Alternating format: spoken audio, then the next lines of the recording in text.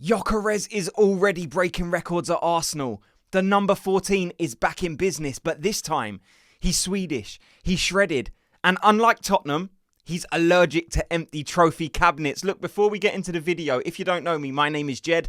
I do these videos every single day, so come and join in, hit like and subscribe and get involved in the chat.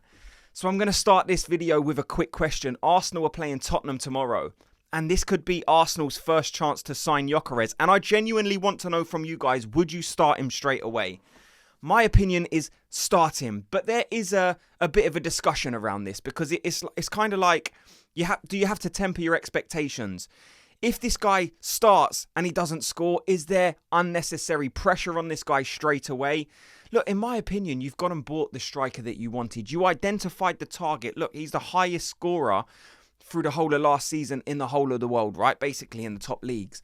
For me, you just start this guy.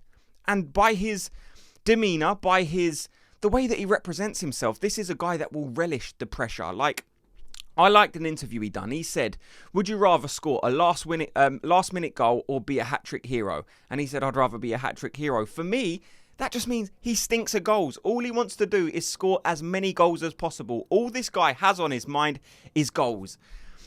But I do see the other side of the argument. Like, if he comes on as a sub even, will there be an expectation around him of, oh my God, this guy's going to score? And then if he doesn't score, will it kind of leave people feeling slightly disappointed? It won't me, but is there that, I don't know, a slight danger that we're building this guy up too much so he can't actually really hit that height? I don't know, it's interesting. Look, like I said, I would start him. People are saying there's a lot of pressure. He's put even more pressure on himself by picking the number 14. And every Arsenal fan I speak to, no one thinks that. The only people who are saying that, like, it's outside noise. It's just something for these media outlets to speak about. So if he doesn't live up to that standard, if he doesn't score 25, 30 goals, then they can say, look, he picked Henry's number. It was never going to happen. He's put unnecessary pressure on himself. And as Arsenal fans, you're just thinking, no, it hasn't. I'm not thinking that. Like I said, I speak to Arsenal fans every single day, and none of them are saying, don't take this number. None of them are saying, oh my God, there's so much pressure on him now just because of the shirt number. The only people who's talking about it is media outlets and rival fans. So to me, I kind of don't listen to that. But there is two different things I'm hearing in terms of goal scoring for Gyokeres. Some people are saying, look, let's not put too much pressure on him. But then I've got other fans who are saying, don't panic, this guy's going to score more goals than Haaland this season. Like, honestly, let me know, can you see a world in where Viktor Gyökeres scores more goals than Haaland?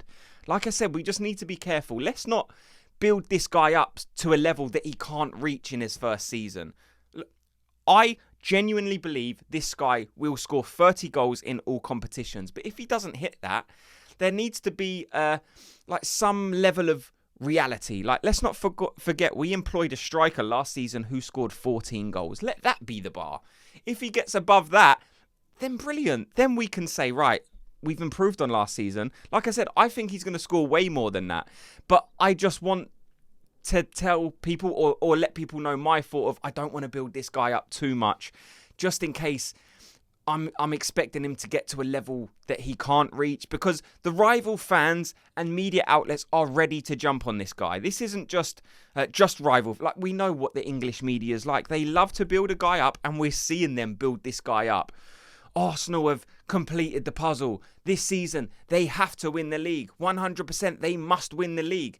And again, after I'd done that poll asking people what's the percentage, a lot of people was very fair in the numbers that they gave. Like I said, between 15 and 35 seemed to be the most popular answer, which is fair. You've got Liverpool, who were the champions last season. They have improved their squad by more than anyone else. In terms of monetary value, they've spent way more than anyone else, and they're still looking to add to that. They're still going to throw on another 150 million. So let the pressure be on Liverpool. That's the way I'm seeing it. If Arsenal win their league, and I'm hoping they do, and I'm not expecting, but I'm really confident in the fact that they can win the league, but I'm not putting pressure on Arsenal and saying, right, you've just got your striker now, so you have to win the league. I'll let TalkSport talk about that. I'll let Sky Sports News say that kind of thing. Because, like I said, they might be just waiting until it doesn't happen just so they have another story. And then they can say, look, at the beginning of the season, we said Arsenal have to win the league this season because they went and got their striker. It didn't happen. Why didn't it happen? And it's just another talking piece. But I just think if you start this guy against Tottenham, then like we haven't really got anything to lose, because at the end of the day, it's not a competitive match. This is still a friendly. So Tottenham will be experimenting with this team. And what I do think is important for a striker is you want to get him into a confident mindset straight away.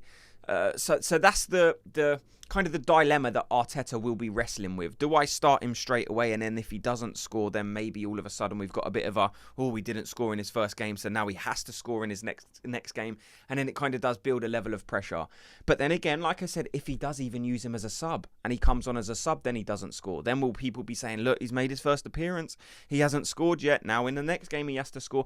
It's kind of a situation where Gyökeres, I'm sure he's ready for. Look, this is a player who's made big moves before, so this isn't his first rodeo. This is a guy that, like I said, he thrives under pressure. He looks like he's excited for the task. I cannot wait. Like I said, let me know your guys' thoughts. Would you start Gyökeres against Tottenham tomorrow in the friendly? Let me know. In other news, we've had Trossard being linked more heavily as the days go on to a move to Borussia Dortmund. Now, what's everyone's thoughts on this? To me, it's like Trossard can be a handy squad player. Look, we spoke about Trossard, I don't know, a couple of weeks ago, and we've all said we like Trossard. But if this is a deal that has to happen in order to facilitate a move for one of those other guys, whether it be an Eze or, I don't know, an outside chance of it being Rodrigo or maybe a different target that Arsenal have identified, then I think a lot of us are happy with Trossard leaving as long as we can bring in a replacement. Now, in a perfect world, maybe you would keep Trossard because he is so versatile and he can be used in so many different positions, right? He can be used all across that front line, even in the number 10 if he needed to. Like, there is a lot of interchangeable positions that Trossard can play. But if it means us going to get an Eze or a Rodrigo and significantly improving that position, then it's just something that you have to do. And I am aware how good Trossard has been for Arsenal. I've said on this channel many times, he's been one of the most value for money signings Arsenal have made in a January transfer window. What was the fee? It was like 24, 27 million pounds. You don't get that type of value for that level of player anymore. Like, Trossard has been brilliant for Arsenal. Is he at that next level where you're looking at this team and you're thinking, oh my God, they've got Saka, Gyökeres, and if he starts on the left, Trossard. Again, I really like Trossard in terms of finishing. There's been points in his Arsenal career where you look at him and identify him as being the best finisher in the team. So Trossard does have quality. But will he scare opposition teams like a Saka, like a Gyökeres?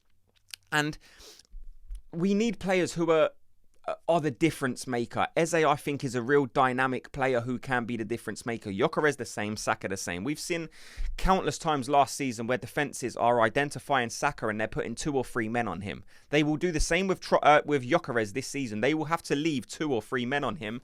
And they can only do that with so many people, because then their team's fully out of shape. And if you've got 2 on Saka, 2 on Gyökeres, 2 on Trossard, it's impossible. They can't have that many defenders. So you need as many players in that forward line that defences are thinking about, oh my God, I can't leave this guy and I can't leave this guy, because then he's drifting over here to carry this guy, and then you leave gaps in the team for Arsenal to expose. And it's just, I don't think Trossard is that guy where it leaves opposition teams thinking, oh my God, this guy is next level. We really need to be careful of what Trossard can do. Again, I like the player. I'm really appreciative of the player.